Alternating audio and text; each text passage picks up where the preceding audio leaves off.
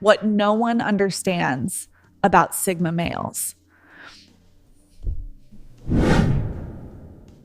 Most people think they understand you. They see you being calm, quiet, or a little distant, and they assume they've got it all figured out. But the truth? They're only seeing the surface. If you're a Sigma, this probably sounds familiar. People constantly misunderstand you. They try to explain your actions, predict your moves, or label your independence, but they're missing the whole picture. And here's the thing, you can't really explain it. Not because you don't want to, but because the gap between how you actually operate and how people assume you operate is just too wide. Your silence isn't uncertainty. Your detachment isn't coldness. Your independence isn't arrogance. And defending yourself? That only wastes energy. So what do? You stay quiet. You let them guess. You let them misread because your power isn't improving anything. Here's what almost nobody notices. Your calm, your focus, your inner structure. This is where your real strength lives. While the world reacts, you observe. While others perform, you build. While most chase approval, you move on your own terms. And that's why your presence, silent, steady, unmistakable, leaves a mark that no one else can. These are the things people consistently get wrong about Sigma males. And once you see them clearly, you'll understand why you've spent so much of your life feeling unseen, misread, or slightly out of place. It's not in your head. They really don't get you. And after this, at least you'll know why. First, trust is rare, but loyalty is permanent. When someone finally earns a Sigma's trust, they assume they've crossed the finish line. They think they've broken through, that they've unlocked access, that the relationship is secured. But for a Sigma male, trust isn't the destination. It's the entry point. Trust is simply permission to stay close. Loyalty is what comes after you prove you belong there. Most people hand out trust quickly and pull it back slowly. They assume the best about strangers, let people in early, and offer multiple chances even after being disappointed. Sigmas move in the opposite direction. Trust is withheld, watched, measured over time. Behavior is observed across months, sometimes years. But once that trust is earned, something rare happens. You receive loyalty that doesn't expire. And that loyalty isn't loud. A Sigma won't announce it. He won't make emotional declarations or post public affirmations. Instead, he shows it quietly. He shows up when no one else does. He drives hours in the middle of the night without hesitation. He defends you when you're not present. He remembers things you said once, long ago. He keeps your secrets even if you drift apart. That kind of loyalty runs deeper than most friendships ever reach. Psychological research has shown that people who build trust slowly often form stronger, more secure bonds because they filter for consistency, not charm. Sigma males take this principle to an extreme, and this is where people get confused. When that loyalty is betrayed, Sigmas don't explode. They don't argue. They don't demand explanations. They simply close the door. Quietly, permanently, no drama, no warnings, no second chances. Because once a Sigma gives you loyalty and you break it, you've proven you didn't deserve the rarest thing he offers. People interpret this as cold or unforgiving. In reality, it's the opposite. The loyalty was so real that once broken, it cannot be rebuilt. You weren't given surface-level friendship. You were given something deeper. And when that's violated, there's nothing left to repair. Most people never experience that level of commitment, which is why they never understand what they lost. Second, independence isn't arrogance. It's protection. There's something unusual about how Sigmas handle problems that send others reaching for help. The car breaks down, and instead of calling someone, he's already under the hood. A work project stalls, and rather than asking for guidance, he's researching alone late at night. When a personal crisis hits, while others lean on their support network, he retreats inward and processes it privately. This isn't pride. It's strategy. Independence for a Sigma is risk management. Every time you accept help, you create obligation. Not financial debt, but relational debt. Someone did you a favor. Now there's leverage, even if it's never used. That vulnerability often costs more than the value of the help itself. For many Sigmas, this pattern traces back early. Maybe help came with conditions. Maybe dependence was used as control. Maybe asking for support meant surrendering autonomy. Whatever the source, they learned that accepting help often meant accepting someone else's agenda. So they built a system centered on self-reliance. Not because they believe they're superior, but because they've learned the cost of dependence. People with strong independence needs often experience situations where relying on others led to negative outcomes. They don't avoid help because they're confident. They avoid it because obligation complicates freedom. For them, doing things alone isn't about proving capability. It's about maintaining control. This creates a strange contradiction. Sigmas help others freely. They show up without strings attached. No debt implied. But when they need something, they struggle alone. And outsiders mistake this for hypocrisy or ego. In reality, it's consistency. They give help without creating obligation, and they refuse help to avoid being obligated. Yes, this makes life harder. They'll spend hours solving problems that could be explained in minutes. They'll struggle unnecessarily while others wonder why they won't just ask. But asking means owing. And owing means vulnerability. And vulnerability means someone else holds power. He'd rather carry the weight himself than risk that imbalance again. Not because he's too proud, but because he's learned the price of dependence. Third, when Sigmas withdraw, it's to think and recharge, not to punish. A Sigma goes quiet. Messages slow down. Invitations are declined. Conversations pause. And immediately people assume something went wrong. They replay every interaction, searching for the mistake, the offense, the line they crossed. Most of the time, there is no moment. He isn't pulling away from you specifically. He's retreating inward generally, because solitude for a Sigma isn't optional. It's maintenance. After extended interaction, even positive interaction with people he cares about, his internal system overloads. Solitude is how he resets, recalibrates, and regains clarity. Where others recharge through connection, Sigmas recharge through distance. And misunderstanding that difference is where most relationships with Sigmas begin to fracture. Too much input, too much stimulation, too much attention directed outward for too long. At a certain point, the system overloads. For a Sigma male, the only way to restore balance is to go inward. He needs to process what's accumulated, clear mental residue, and recharge the parts of himself that social interaction slowly drains. This isn't punishment, it's self-preservation. But to the people on the outside, it often feels personal. Yesterday, everything felt close. The conversation flowed. The connection felt solid.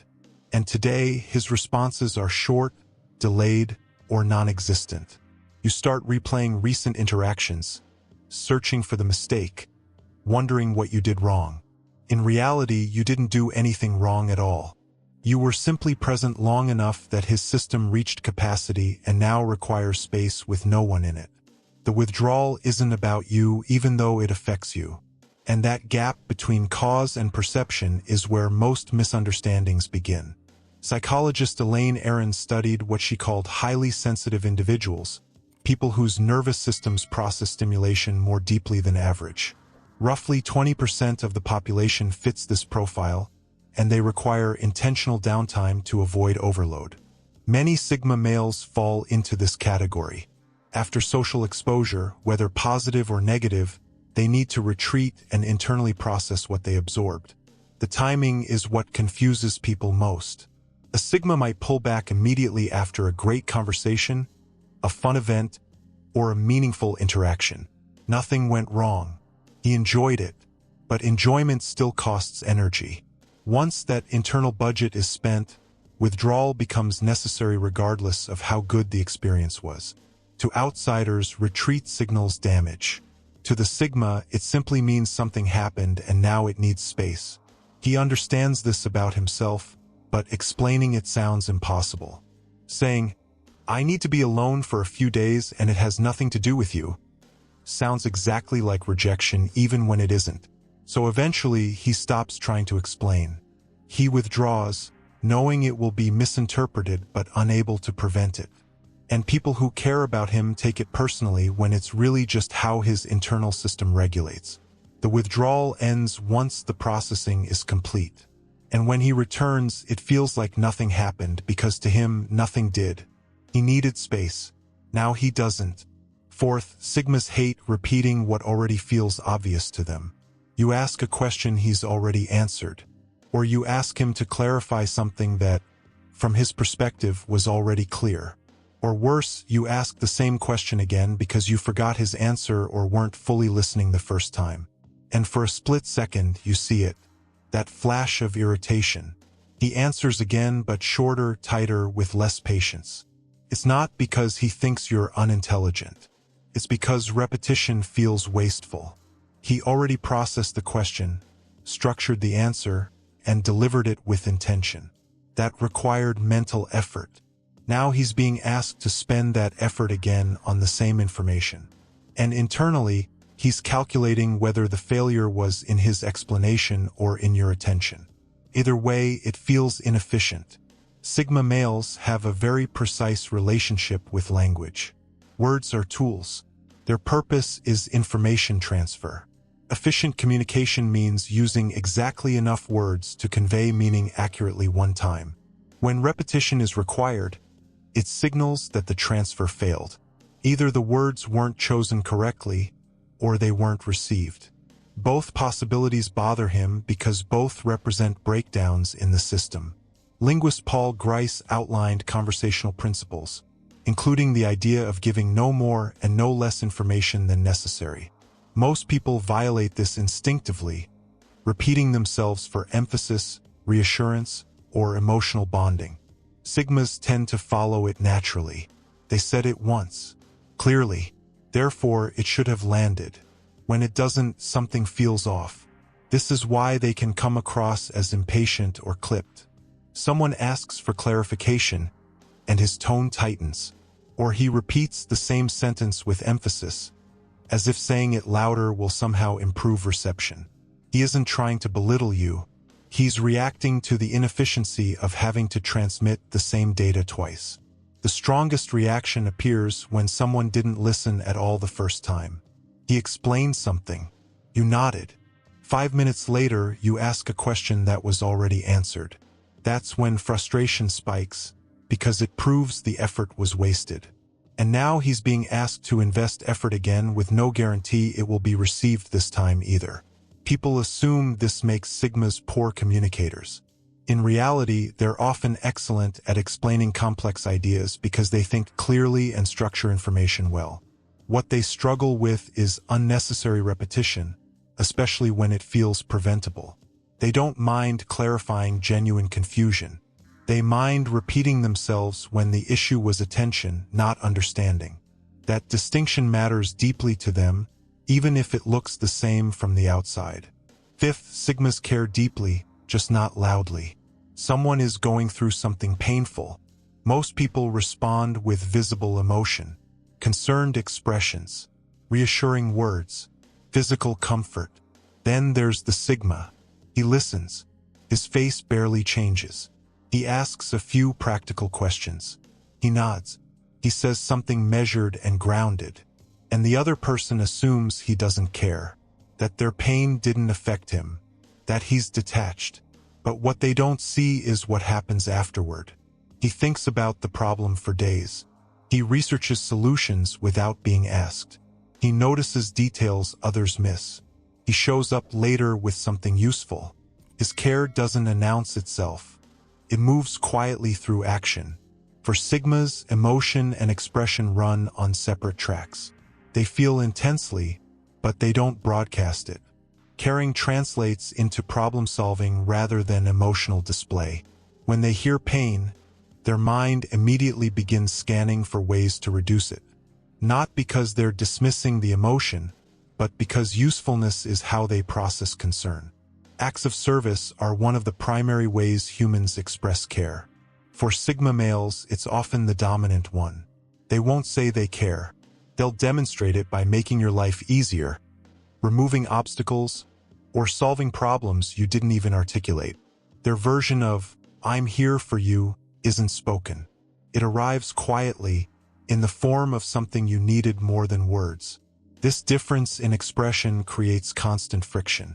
Someone comes looking for emotional reassurance and instead receives a practical solution. They want to feel heard, understood, and emotionally mirrored, but what they get is a clear list of steps to fix the situation. They walk away thinking the Sigma didn't care, simply because he didn't respond in the emotional language they were expecting. But the truth is, he did care. He just expressed it in his own language, not theirs. What most people never realize is how much thought goes into a Sigma's response. His help isn't random or automatic. He considers what would actually make a difference for that specific person, in that specific situation. He remembers things you mentioned weeks ago, details most people forget, and quietly connects them to the problem you're facing now. There's real effort behind his actions, even if there's very little emotional display. So when people label Sigmas as cold or detached, they're missing all the invisible work happening beneath that calm surface. The care is present. It just runs through a different internal system than most people are used to recognizing. Number 6. They question everything, including themselves. Most people accept information at face value until something forces them to doubt it. They hear something, absorb it, and move on, trusting social consensus, authority figures, or whatever sounds reasonable enough. Sigma males don't work that way. Everything goes through verification. Why does this function like this? Who benefits from this being true? What information might be missing? And their skepticism doesn't stop with the outside world. They apply the same scrutiny inward. A Sigma will examine his own motives, challenge his own assumptions, and test his own certainty. He'll take a belief and deliberately argue against it, just to see if it holds up. He questions why he feels what he feels, whether his reactions are justified, and whether his emotional responses are proportional. This constant self-examination prevents him from becoming rigid, even about himself. Most people form an identity and then defend it. Once they decide who they are, any challenge feels like a personal attack. Sigma males keep their identity flexible. They're always willing to update their self-concept if new evidence demands it. They aren't attached to being right. They're attached to being accurate. And accuracy requires questioning yourself just as harshly as you question the world around you. Philosopher Karl Popper introduced the concept of falsifiability, the idea that strong theories must be testable and capable of being proven wrong. Sigma males apply this principle to their own thinking. They form beliefs but actively look for evidence that could dismantle them.